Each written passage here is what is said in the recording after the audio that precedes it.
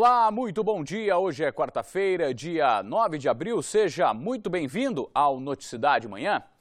E nós começamos esta edição para dizer que bandidos explodiram caixas eletrônicos em 3 bancos diferentes em Ibiúna. Segundo a Polícia Militar, a viatura atendia a uma ocorrência em um bairro distante quando recebeu o chamado da equipe de vigilância de um dos bancos, que é próximo aos outros 2 que também foram explodidos. Quando chegaram ao local, os assaltantes já haviam ido embora. Ainda não há informações sobre a quantia levada. A polícia identificou dinamites que não chegaram a ser detonadas. Por isso, o GAT já se desloca para o local para avaliar a situação. Outras informações deste caso você acompanha logo mais no Manchetes Noticidade, à 1 da tarde. E agora você fica bem informado com a movimentação do trânsito na região. 7h01 e quem nos atualiza com todas as informações da movimentação do tráfego nas rodovias e do trânsito nas principais ruas e avenidas da região é o Renato Diniz. Bom dia, Renato. Bom dia, Fernando. Bom dia a você que acompanha o Noticidade Manhã. Eu estou aqui ao lado da Castelinho, a rodovia Senador José Hermílio de Moraes, que liga Sorocaba a Itu, a Castelo Branco, a São Paulo. Aqui a gente observa a movimentação na altura do quilômetro 2 da rodovia, como a gente pode observar, uma movimentação tranquila, mais intensa para o motorista que segue no sentido da rodovia Santos Dumont em Itu ou da Castelo Branco para ir para o interior ou para a cidade de São Paulo, mas sem dificuldades para o motorista. A mesma situação também para quem vem pela Castelinho para a cidade de Sorocaba. E de acordo com as concessionárias que administram as principais rodovias da região, a movimentação é normal para o horário no sistema Castelo Raposo e também no sistema Anhanguera Bandeirantes, isso na região de Jundiaí. Ontem, um idoso de 83 anos morreu depois que o carro que ele dirigia bateu em um caminhão na rodovia que liga Piedade a Votorantim, a SP-79. Segundo a Polícia Militar, Pedro da Silva Arcanjo fez uma ultrapassagem em local proibido e morreu no local. A cabine da carreta se desprendeu da carroceria e o carregamento de pisos ficou espalhado pela pista. O motorista do caminhão nada sofreu.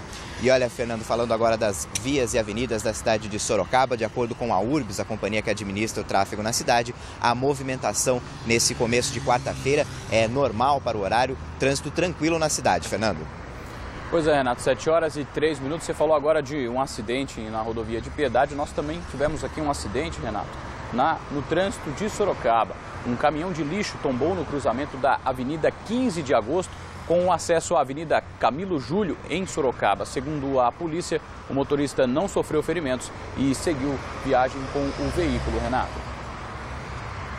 Fernando, uma informação agora para quem vai pegar as rodovias na região de Itapetininga, na rodovia Raposo Tavares, entre os quilômetros 146 e o 149, vai funcionar hoje, até o dia 23 de abril, a operação Siga e Pare, que é aquela em que os motoristas precisam parar como se fosse um sinal vermelho e aguardar que os motoristas do outro sentido andem pela rodovia. Essa operação é realizada por conta de obras de duplicação, portanto, entre os quilômetros 146 e 149, quem vai passar por esse local na rodovia precisa de um pouco mais de paciência. Fernando. Obrigado pelas informações iniciais, Renato. O jornalismo da TV Sorocaba, SBT, mostra que nos últimos 10 dias, 8 pessoas foram mortas por motoristas embriagados. Nesta terça-feira, o Ministério Público enviou para a Justiça acusação contra mais um motorista. Desta vez, a batida que terminou em morte foi em Votorantim. Beatriz e Maicon, de 28 anos, já tinham marcado o casamento para o segundo semestre deste ano, mas os sonhos do estudante de arquitetura e da técnica em química foram interrompidos de forma trágica no último dia 30. O acidente foi nessa avenida, no bairro Vila Nova. Os dois estavam em uma moto e foram atingidos por um carro que invadiu a contramão. O motorista, de acordo com a polícia, estava embriagado. Maicon e Beatriz chegaram a ser levados para o hospital regional em Sorocaba, mas não resistiram aos ferimentos. Abalados e com medo, as duas famílias não quiseram gravar entrevista. No boletim de ocorrências, o caso foi registrado como homicídio culposo, sem intenção de matar, e foi determinada uma fiança para que o motorista fosse solto. Mas a promotoria da cidade pediu a anulação dessa fiança. Decorrente do fato dele ter dirigido embriagado em alta velocidade, invadido a contramão de direção e se chocado frontalmente contra a motocicleta onde estavam as vítimas. A juíza da Vara Criminal de Votorantim atendeu ao pedido e cancelou a possibilidade de fiança. O vigilante Márcio de Oliveira Reres continua preso. O Ministério Público enviou denúncia à Justiça e pede que o caso vá para júri popular. Se não conseguir nenhum alvará de soltura de um tribunal superior, no caso o Tribunal de Justiça de São Paulo, a nossa expectativa é que ele permaneça preso até o julgamento, e o nosso pedido é que o julgamento se faça perante o tribunal do júri, não é? Porque a acusação contra ele a partir de agora é de crime doloso e não de homicídio culposo. Pois é, e por falar em acidentes que terminam com a morte de vítimas, esteve nesta terça-feira na delegacia de Sorocaba o motorista que matou 6 jovens e deixou os outros 6 feridos no fim de semana na Raposo Tavares. Em frente à delegacia, a tia de Amanda Alquati, de 17 anos, uma das mortas no acidente. Ela queria ver o homem que considera culpado pela tragédia. Recebi até hoje de manhã no noticiário de manhã, aí eu vim para cá. Queria ver ele de perto, mas cheguei tarde. Fábio Hiroshi Hattori ficou por menos de meia hora na delegacia. Ele não quis prestar depoimento, disse que só fala em juízo e retornou ao CDP. Os advogados foram embora sem dar entrevistas. Nesta terça-feira foram ouvidas 3 das 5 vítimas que seguem em estado estável no hospital regional. Thaís, que recebeu alta, foi ouvida nesta segunda-feira. Mas os jovens não ajudaram muito nas investigações, já que não se lembram de nada. Algumas só lembram de terem acordado já no hospital e outras ainda quando eram transportadas na ambulância. A principal testemunha do caso é um representante comercial de 29 anos. Ele trafegava pela rodovia Raposo Tavares no último domingo e foi ultrapassado pelo carro de Fábio, que, segundo ele, estava em alta velocidade. Mais para frente, ele viu toda a tragédia e ajudou no socorro às vítimas. Ele já foi ouvido. Essa pessoa trafegava na faixa de 80, 90 km por hora e pela facilidade, a forma como que foi ultrapassado pelo condutor, chega-se a aproximadamente a uma velocidade de 130, 140 km por hora. No local do acidente não existem câmeras da concessionária responsável pela Raposo Tavares. O que há é uma outra filmagem de um outro estabelecimento particular que registra a saída de um grupo muito grande de pessoas na pista e que saíram dessa festa. Para finalizar o inquérito, foi ouvido também o proprietário da chácara e deve ser ouvido ainda o organizador da festa em que as vítimas estavam. Não há responsabilização criminal, não há como responsabilizado pelas mortes ou pelas lesões. Nós temos informações de vítimas que estiveram na festa e que disseram de forma contundente que a venda de bebida alcoólica era liberada, não era exigida para entrada e muito menos para a venda no balcão dos bares que existiam lá nesse local, a exigência da apresentação de qualquer documentação sobre idade. Então, quem responde aí é o organizador e responsável pela festa, que aí já é um crime previsto no Estatuto da Criança e do Adolescente. A polícia tem até terça-feira para finalizar o inquérito. Que mantenha esse assassino preso, né? Porque acho que ele preso é o melhor lugar para ele refletir o que ele fez. Olha, e ontem à noite, no noticiário apresentado por Simone Marqueto, foi divulgado de forma extraoficial que o relaxamento de pena foi negado pelo juiz a Fábio Hiroshi Hattori. Isso significa que o motorista deve ficar preso até a conclusão do inquérito. E o ponto de ônibus onde estavam os jovens que foram atropelados neste domingo gera insegurança por quem utiliza o local todos os dias. Veja a nossa reportagem. O flagrante de pedestres e ciclistas que se arriscam na travessia é constante. Eles enfrentam tráfego pesado para passar pela pista. A falta de passarela não é a única reclamação de quem mora no bairro Ipanema do Meio. O problema maior, segundo eles, é a estrutura precária quando o assunto é a espera por transporte público. Não há bancos e nem abrigo. O adolescente de 15 anos senta no guarda-reio até a chegada do coletivo.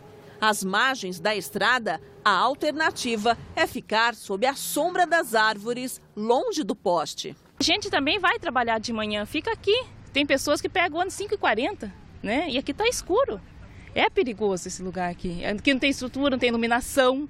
Aqui essas lâmpadas aqui nenhuma funciona. A preocupação aumentou entre as famílias após o acidente no último domingo. E são praticamente crianças que morreram nessa rua. E a gente também tem filhos aqui, né?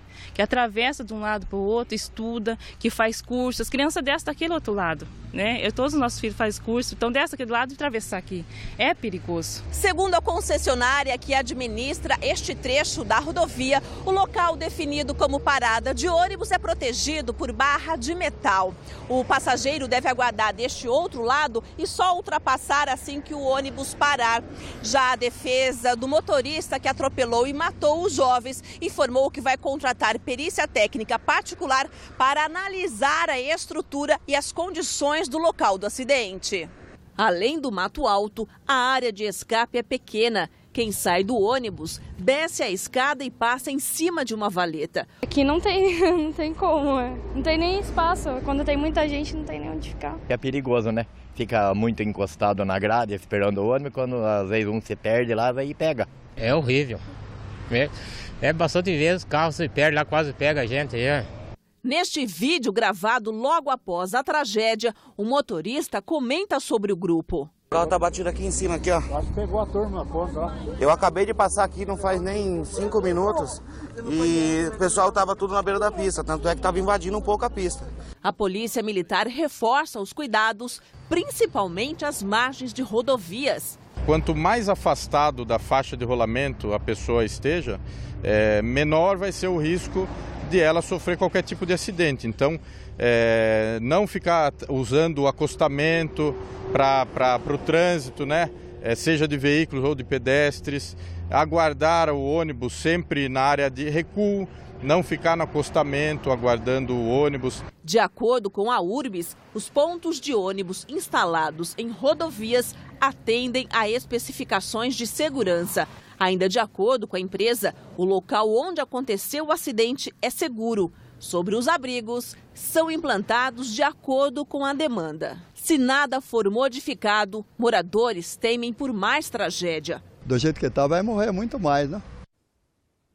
Pois é, então precisa sim ser modificado o local. E olha só, o estado de saúde das vítimas, de acordo com o último boletim divulgado pela Secretaria Estadual da Saúde, continua o mesmo. Mas olha só que bacana. Esse aí na foto é o Iven Matheus Silva, de 16 anos, que divulgou a imagem em uma rede social. O estado dele é estável. Ele passou por cirurgia e está na enfermaria.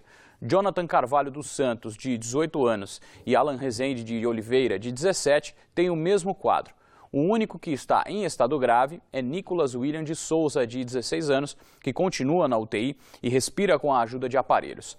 A família de Felipe Gustav Monteiro Trindade, de 23 anos, não autorizou a divulgação das informações.